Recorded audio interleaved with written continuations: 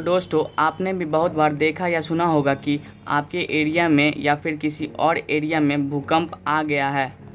यदि भूकंप खतरनाक तरीक़ा से आ जाए तो ये कुछ ही मिनटों में बड़ी से बड़ी बिल्डिंग को गिरा देगा। और इतना ही नहीं, भूकंप की वजह से, इन्हीं बिल्डिंग की वजह से कुछ लोग इसके अंदर दब के मर जाते हैं। लेकिन हमारा ये सवाल है कि क्या कारण है जिसके वजह से धरती पे भूकंप आता है। आखिर हमारी धरती के बीच में ऐसी कौन सी हलचल होती है जिसके कारण हमारा धरती पे भूकंप आता है। तो दोस्तों, आज इसी वीडियो में इसी टॉपिक के बारे में बात करने वाले हैं। हमारी धरती कई सारी लेयर से बनी होती है और इस लेयर का सबसे अंदर वाले पार्ट को कोर कहा जाता है। और दोस्तों, धरती का यह भाग सबसे ज़्यादा गर्म होता है और इसके साथ इसका इनर कोर लगभग 5000 टेम्परेचर होता है और इसका ऊपर होती है आउटर कोर। ये अर्थ के अंदर लिक्विड फॉर्म में मौजूद होता है और इसके ऊपर होती है मेंटल लेयर और इसके ऊपर वाली होती है क्रस्ट, जो कि 30 से 50 किलोमीटर तक गहरी होती है, जहाँ पे हम इंसान और जानवर रहते हैं। तो दोस्तों, शायद आपने ये सुना ही होगा कि हमारे अर्थ का टेक्टोनिक प्लेट्स लगातार मूव करते रहती है। और दोस्तों, क्या आप जानते हो कि हमारी धरती में मौजूद टेक्टोनिक प्लेट्स हर साल 100 मिलीमीटर तक मूव करती है। ऐसे में जब हमारी टेक्टोनिक प्लेट्स मूव करती है तो या वो एक दूसरे से अलग हो जाती है या फिर एक दूसरे से रगड़ खाने लग, और इन्हीं टेक्टोनिक प्लेट्स हमारी धरती पे भूकंप का कारण होती है।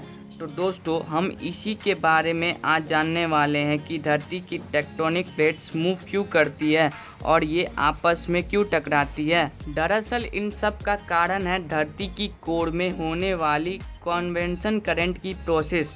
तो चलिए दोस्तों, हम पहले कन्वेक्शन करंट की थ्योरी जान लेते हैं। इसे मैं आपको एक एग्जाम्पल के द्वारा समझाता हूँ। तो जैसे मान लीजिए कि एक जार है जिसमें वाटर को गर्म कर रहे हैं। ऐसे में जब भी हम वाटर को गर्म करते हैं तो वाटर के नीचे वाला पार्ट काफ़ी गर्म होता है और नीचे का ऊपर पार्ट काफ़ी ठंडा रहता है।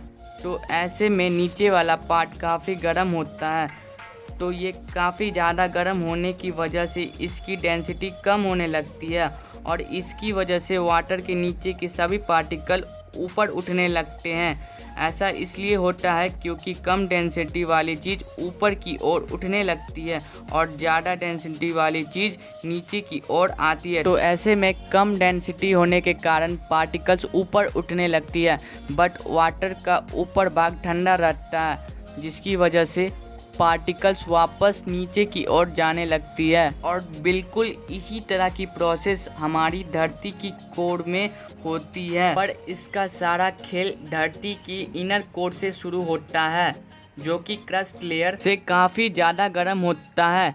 दरअसल धरती की कोर से बहुत ही गर्म एक पिघला हुआ चट्टान का लावा कम डेंसिटी के कारण ऊपर की ओर उठने लगता है और ये ऊपर उठता है, मेंटल की लेयर तक पहुंच जाता है, जिसके बाद वो अर्थ के सबसे ऊपरी लेयर क्रस्ट के नीचे सरफेस से जा टकराता है। ऐसे में क्रस्ट का लेयर ऊपर वाले से काफ़ी ज़्यादा ठंडी होने लगती है, जिसकी वजह से ये लावा भी काफ़ी ठंडा होने लगता है और ठंडा होने की वजह से वापस नीचे की ओर जाने लगता है। ऐसे में कम गैस होने के कारण ये लावा बार बार अर्थ की कोर से ऊपर उठता है और ठंडा होने के कारण नीचे गिरने लगता है और ये प्रोसेस अर्थ के अंदर लगातार चलती रहती है।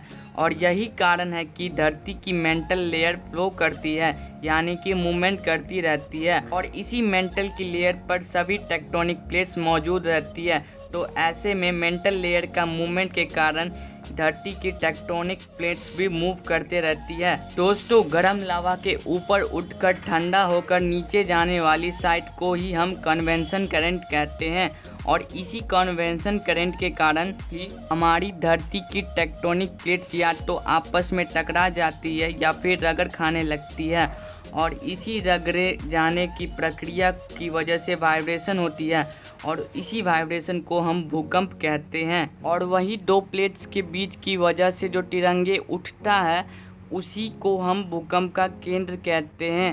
और दोस्तों भूकंप की इन तरंगों को हम रिक्टर स्केल की मदद से मापा जाता है और रिक्टर स्केल भूकंप की तरंगों को 1 से 9 नंबर तक के बेस पे मापता है।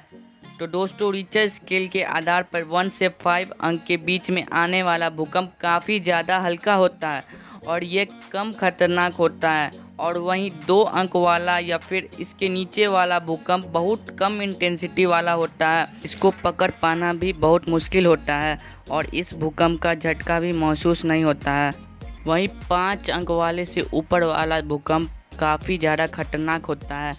दोस्तों ऐसा नहीं है कि कॉन्वेक्स करंट की वजह से आपस में टकराती है, बल्कि इनके कारण 2 टेक्टोनिक प्लेट्स एक दूसरे से दूर भी होती रहती है। जैसे कि अफ्रीकन प्लेट्स से एक नया सुनामी प्लेट धीरे धीरे अफ्रीका से टूटकर अलग हो रहा है, यानी कि अफ्रीका बहुत सालों बाद टूटकर 2 कॉन्टिनेंट में बंट जाएगा। और ठीक इसी तरह भारत का प्लेट भी लगभग 50,000 साल पहले अफ्रीका कॉन्टिनेंट से अलग हो गई थी। उसके बाद लाखों सालों तक मूवमेंट करते हुए एशिया कॉन्टिनेंट से जा टकराई, लेकिन आज भी हमारे भारत की प्लेट्स एशियन कॉन्टिनेंट की तरफ दबती जा रही है। इसीलिए हिंदुस्तान में हमेशा हिमालय के रीजन में ही ज़्यादातर भूकंप देखने को मिलते हैं। आज के लिए बस इतना ही। मुझे उम्मीद है कि आपको समझ में आ गया होगा कि भूकंप क्यों आता है और कैसे आता है।